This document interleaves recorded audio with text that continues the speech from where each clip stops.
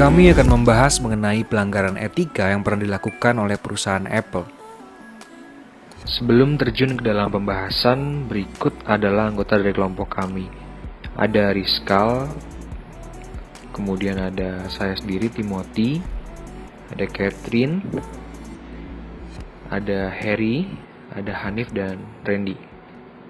Seperti yang kita ketahui, Apple adalah salah satu perusahaan terbesar dengan nilai kapitalisasi pasar sekitar 2 triliun dolar.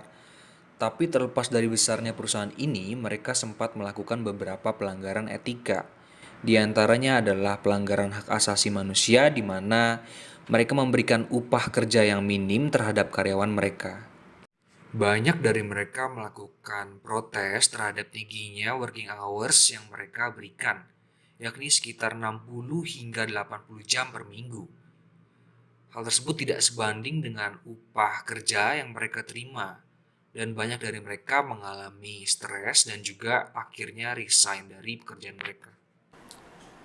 Video berikut akan membantu kita untuk memahami lebih dalam terkait dengan pelanggaran etika yang dilakukan oleh Apple. This is where your iPhone 6 comes from.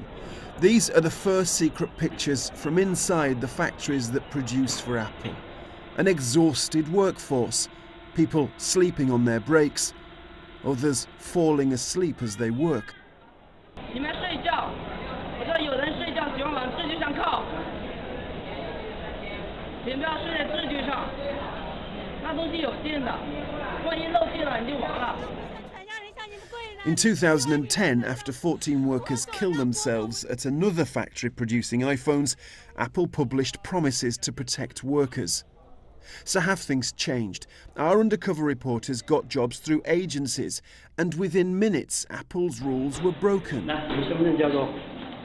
Everyone in China needs to carry an ID card. Our workers' card has been taken. They said they needed to see my ID. When they got it, they didn't return it to me. I demanded that they return it. I felt helpless. They came to work at Pegatron, where iPhones and iPads are assembled. They have to pass a crucial health and safety exam. They will. The answers are chanted out.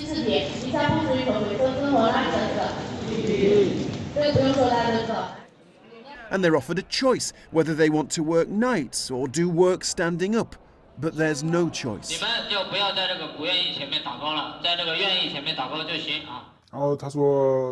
He said if you don't do what the company asks you to do, what is the point of employing you here?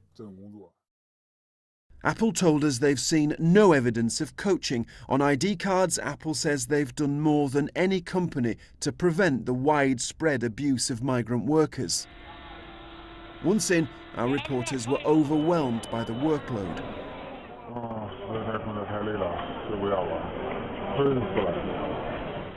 Shifts have overtime built in, so workers regularly do more than 60 hours a week, more than Apple's guidelines. And so workers rested when they could. This iPhone 6 testing area has virtually no one awake. Apple says they'll examine sleeping during production, but napping on breaks is not unusual. Apple has been championing itself as a perfect enterprise, but it is all a facade. I don't think they care about the workers at all. Pegatron, who run the factory, say they are carefully investigating the BBC's claims and will take all necessary actions. Apple say they work with suppliers to prevent excessive overtime and that no other company is doing as much to ensure fair and safe working conditions. What we found were broken promises on the iPhone factory floor. Richard Bilton, BBC News, Shanghai. Selain upah kerja yang minim, Apple sempat terlibat oleh beberapa kasus seperti tax avoidance. Apple dituding tidak melakukan pembayaran pajak dalam periode waktu yang telah ditentukan.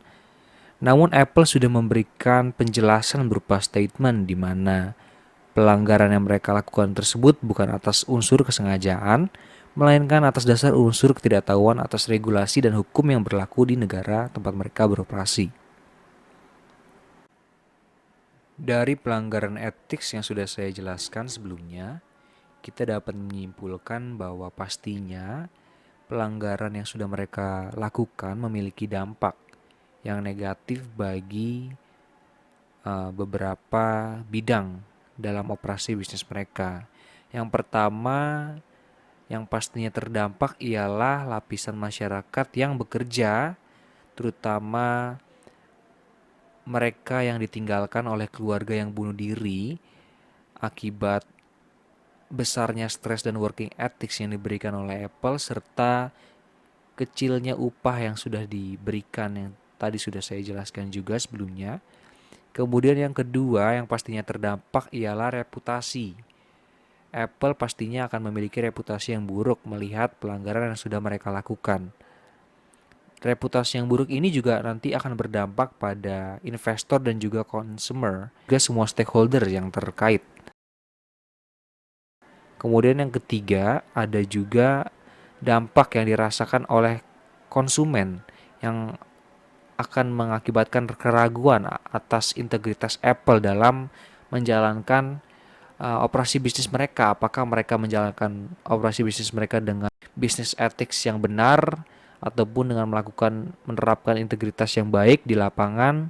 Hal tersebut perlu dipertimbangkan lagi oleh konsumen sebelum mereka membeli produk-produk dari Apple.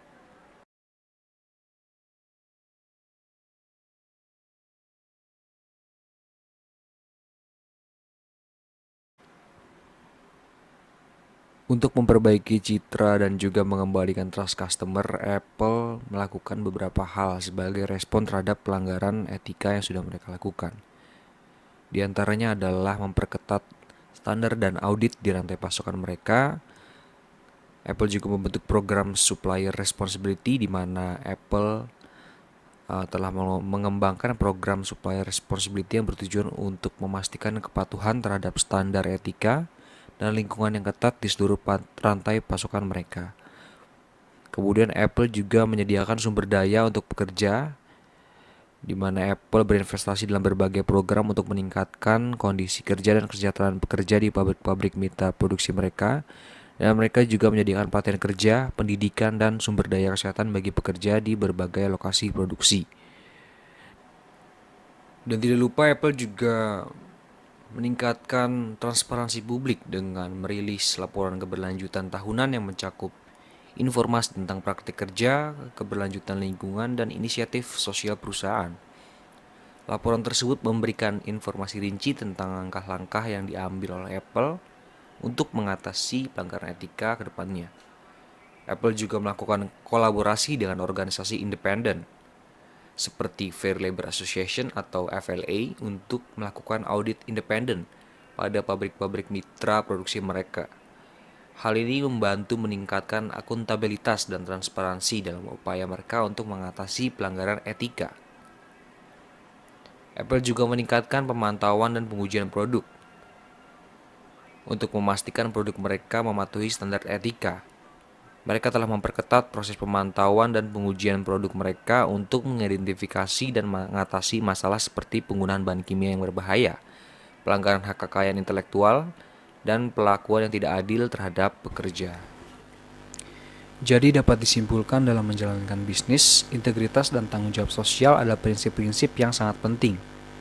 Pelanggaran etika yang terjadi dalam kasus-kasus seperti yang melibatkan Apple ini menunjukkan bahwa kita harus berpegang teguh pada prinsip-prinsip ini. Transparansi merupakan fondasi yang tak tergoyahkan dalam hubungan dengan pelanggan dan masyarakat. Dan sebagai perusahaan, penting untuk mempublikasikan informasi yang jelas tentang praktik bisnis, keberlanjutan, dan upaya kita dalam mematuhi standar etika. Sekian presentasi dari kelompok kami.